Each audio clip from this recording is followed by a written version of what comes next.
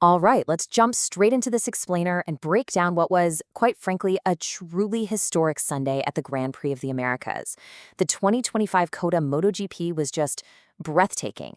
Coming into the weekend, the stakes were absolutely sky high. We had defending champions looking to assert dominance, underdogs hungry for a breakthrough, and a simmering, brotherly rivalry that we're going to dive deep into by the end of this breakdown. It was a weekend packed with high-stakes strategy, extreme weather, and a shocking twist that completely reshaped the entire championship landscape. Welcome to the complete breakdown of Sunday's high-speed clash in Austin, Texas. We're focusing strictly on the dramatic final race of the MotoGP class today, from lights out all the way to the checkered flag. The ingredients for chaos were all right there: sudden rain, freshly resurfaced asphalt, and a king dethroned. You know, the new asphalt at COTA is notoriously tricky. When it first gets wet, it literally leaches oils. Combine that with a sudden downpour, you've got wildly unpredictable grip levels that can catch out even the most seasoned veterans. Section 1. Qualifying Grid at COTA. To really grasp the stakes of this main event, we first have to look at how these guys lined up. Notice the sheer Ducati dominance locking out the front row here. We've got Marc Marquez sitting on pole at his absolute favorite track. And right alongside his blistering, aggressive-looking Ducati, we've got Fabio Di Giannantonio in second and Marc's brother, Alex Marquez, in third. Meanwhile, our reigning world champion, Pecco Bagnaia, was facing a huge uphill battle, launching from the second row in sixth place. And let me tell you, starting all the way back in sixth on a treacherous wet grid is a massive disadvantage. You're instantly swallowed up by the spray and turbulence from the 5 bikes ahead of you. 2 minutes, 1.088 seconds. That was Marc Marquez's blistering pole lap. But that number isn't just fast. At a physically punishing track like COTA, with its 20 distinct corners and those massive steep elevation changes, holding that pace requires superhuman physical endurance and total mastery of the machine. With that kind of record-setting effort, literally everyone in the paddock assumed we were about to witness another classic COTA masterclass from the undisputed King of Austin. Section 2. Lights out, race start. As the lights went out for the 19-lap main event, the entire script was thrown out the window and chaos immediately unfolded.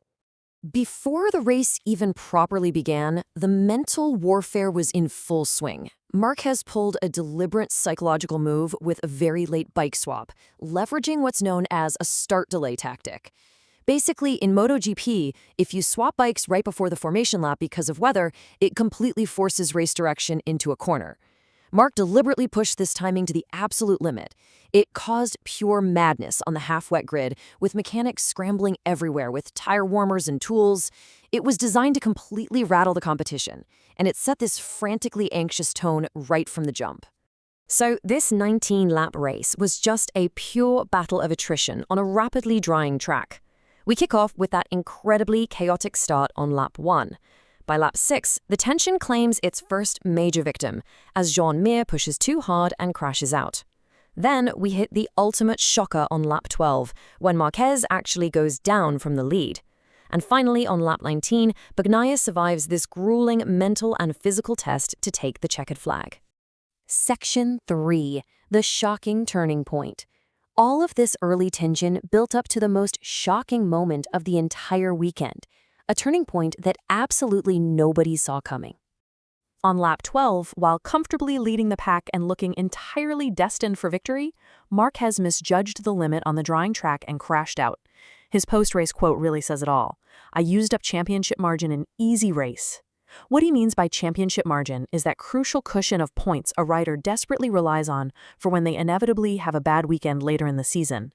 By throwing away a guaranteed 25 points on a track that is notoriously easy for him, he essentially wiped out his entire safety net for the rest of the year in the blink of an eye.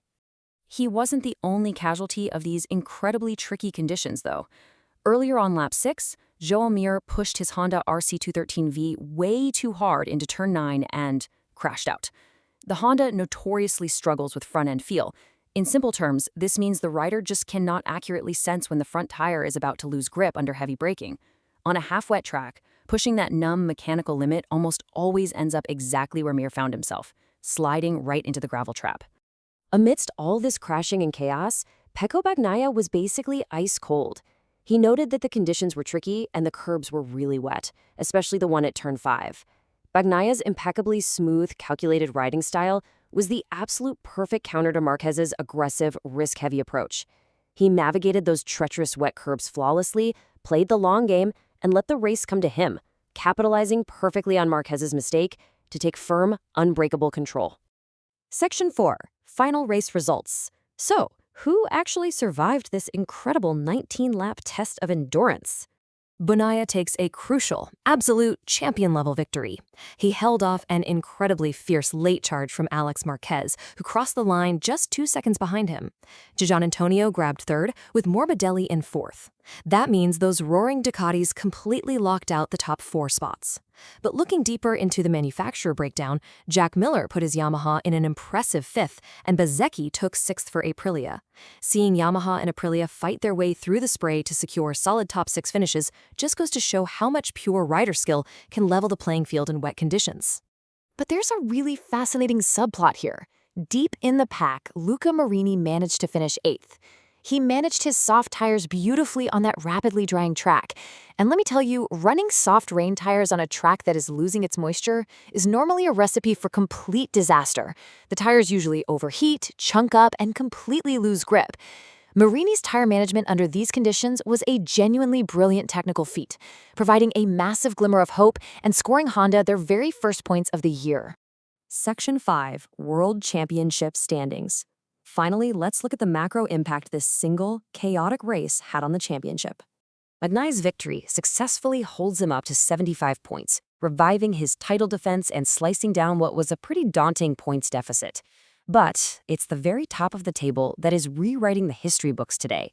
Take a really close look at the top 2 names on this list. Just a single point, separated by exactly 1 point, we now have an unprecedented brotherly 1-2 in the World Championship, with Alex leading Mark. The irony here is absolutely incredible. Mark is the legendary 8-time world champion, yet Alex, riding essentially the exact same machinery and without a single premier-class Grand Prix win to his name, is leading the entire title chase purely through sheer, unbreakable consistency. Which leads us to the massive question for the rest of the 2025 season. How long can this unprecedented Marquez brother 1-2 championship lead actually last as we head into the European rounds? Can Alex handle the intense mental pressure of his legendary older brother hunting him down week after week? Or is Bagnaia going to slice right through both of them? One thing is for certain, the king of COTA showed he can bleed, and the Sharks are officially circling. Thanks for learning with me, and I'll catch you on the next explainer.